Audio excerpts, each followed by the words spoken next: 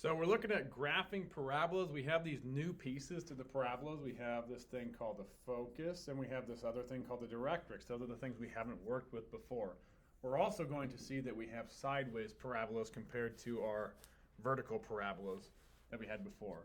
So in order for this to look like a normal parabola equation, we got to have something like this.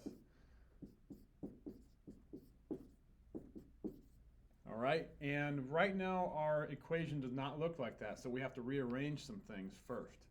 So we could distribute the 2 through there, but I would suggest dividing the 2, or even better, multiplying by a negative 1/2. Okay, so let's do that to both sides. And we can see that'll cancel out over here, and then on the left, that opens up our parentheses, we have something like this. Okay, and then we have one more thing to do. We got to move that 3 over to the other side. So now we have x equals negative 1/2 y plus 4 squared plus 3. And now you can see we have that equation. We have that vertex form equation. So let's move everything out of the way. Now, let's forget about this because we have our reformatted equation. And we have to look at that and figure out what our vertex is. We know our vertex is hk normally. But when we're working with x equals equations, the h and k are switched around. The h is back here, the k is inside there. So this is going to be a 3, and then remember, anything in parentheses we think backwards, so it's 3, negative 4. Okay, and we'll come back to these. So the axis of symmetry is always opposite. The variable is always opposite the variable of the equation, so we need a y equals, and then whatever the y value of the vertex is. Okay, so that's our axis of symmetry. So we have 2 very important pieces done, and now we have a focus and directrix. So from your notes that you have, I gave you guys all equations of the focus and directrix. If you don't have that, here is the equation. For an x equals, we will be adding to the x value to get the focus, and then we'll be subtracting from the x value to get the directrix. Okay, so we have to relate that dilation factor in the front to the focus and directrix because they're all kind of connected and they all move around. Okay, so the first thing I recommend is doing this part here. We get the 1 over 4a. So the a is the negative 1/2. So let's do that. So 1 over 4 times negative 1/2. And then we do a little bit of simplifying here. Doing fractions, those cancel to a 2 and a 1. So we have, this will be 1 over negative 2. So the 1 over 4a is equivalent to negative 1/2. So that means we're going to be adding and subtracting negative 1/2 from our h value to get our focus and directrix. Okay? So I'm just going to switch these out for what we have. So we know the k is a negative 4. We know the h is a 3. Okay? And then we know that that 1 over 4a is a negative 1/2. So let's put that in there. Okay. Let's do it here. Okay, then we just need to simplify from there. So double negative equals a positive. We know our directrix will be x equals 3.5, or we'll go with 3.5 for the sake of ease and using decimals. And then here, for the focus, 3 plus a negative 1/2. So that's 3 minus 1/2. That's 2.5, negative 4. Okay, and now we have all the important pieces next to an XY chart. That's the final thing that we need when we graph these. Okay, and remember, with parabolas, we only need 2 values because they're symmetrical and we can reflect them.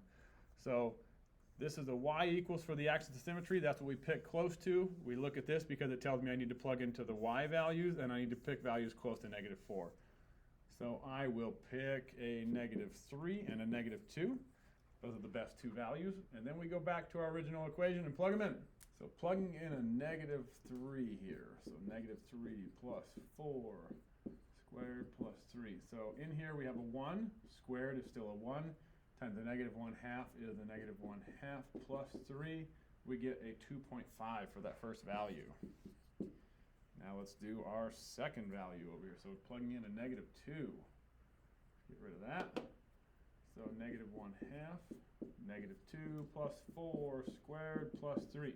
So inside the parentheses, we have a 2 squared is a 4 times the negative 1/2 is a negative 2 plus 3. We should get a 1. So our other value is a 1. Now we got everything we need to graph this parabola. We have our vertex, focus, directrix, axis of symmetry, and our XY chart. So let's start by plotting the vertex. So 3, negative 4, we're down here. And then let's use our XY chart to get the general shape. So 2.5 down to 3, so right there. And we can reflect that because remember these are sideways and that's cut in half by the axis of symmetry. And then we have the negative, or the, excuse me, the 1, negative 2. So 1, negative 2 is here. And then again, we can reflect that. And then we just kind of draw the general shape of the parabola based on our XY chart. Okay, then we need to graph our vertex, or excuse me, our focus.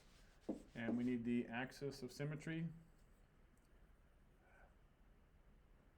And then we need to graph the focus and the directrix. We have to have those pieces on these parabolas. So those are the new things here.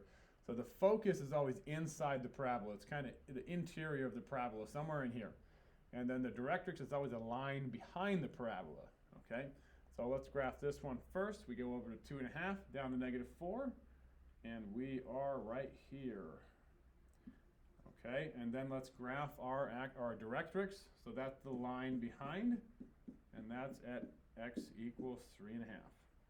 Okay, so you know that you did it correctly if this is the same distance as that, which it is, okay, because the focus and directrix are equidistant from the vertex of the parabola.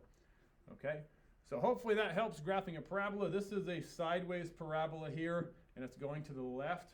So you could have some going to the right. This is going to the left because of the negative in front, so it's reflected over the y-axis. And we also have parabolas that are going up and down, but those are ones that you should be used to. The only thing extra that you need would be finding your focus and directrix. But they're similar, you're just changing the y value rather than the x value. So hopefully that helps you graph the new parabolas that we've run into in class. Thanks for watching.